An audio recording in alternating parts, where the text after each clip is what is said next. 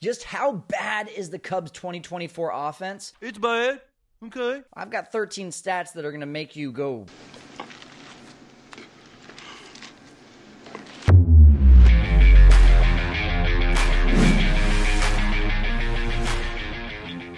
Hey guys, welcome in. My name is Kyle, and this is The Setup Man. If you are not subscribed already, make sure that you subscribe. Just hit it down below. Now I'm going to go through these 13 stats. Make sure you stay till the end because the last one is, in my opinion, the most eye-popping. But make sure you comment below with the one that caught your attention the most. Let's start with number one. The last 54 games, the Cubs are 20-34, and during that time, the offense has had a .219 batting average, a .647 OPS, and a .346 slug.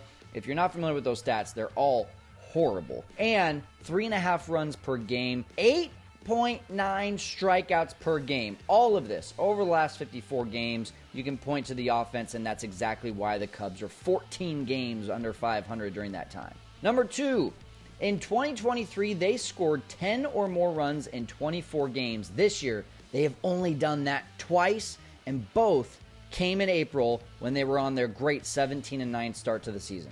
Number three, in 30 games, that's 37.5% of games, they have had at least 10 strikeouts. And number four, also that same amount of games, 30 games, 37.5% of games, 0 home runs. This team is not hitting it out of the ballpark, and they're not putting it in play. Number five, in 26 games this year, they have scored 2 runs or less. That's 32.5% of the games they've played. In those games, they are 2-24. No surprise. Number six, in 21 games this season, they have had 5 hits or less. That's over 25% of their games, 5 hits or less. That's rough. Number seven, a .367 slugging percentage to start this first 80 games of the season. That is the lowest slugging percentage since 1992 through the first 80 games when they had a .342 slugging percentage. Number 8, a .678 OPS. That's the lowest since 2014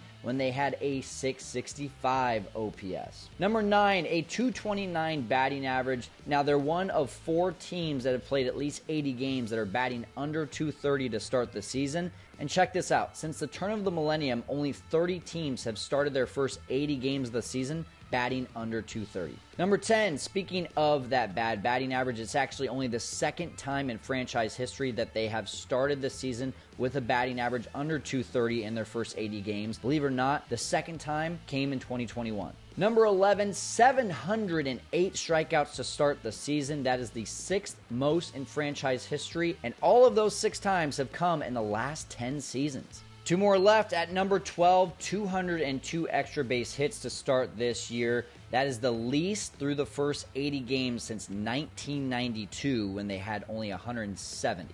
And at number 13, in my opinion, the craziest one of all, this just puts in perspective just how much this team is underperforming at the plate. We're looking at the career OPS versus the 2024 OPS for the top 8 batters in the Cubs lineup in terms of number of plate appearances, and we also excluded Michael Busch because he's a rookie this year, so we didn't have much of a career to compare it to. But look at this. Every single player is well underperforming their career OPS in 2024. The only guy that's overperforming is on the injured list, and it's Mike Tauchman. He's out for 6 to 8 weeks with a groin. Take a look at this. Mike Tauchman, right around 20 points over his career OPS. Benico Horner, over 50 points under his career. Dansby Swanson, over 70 points under his career.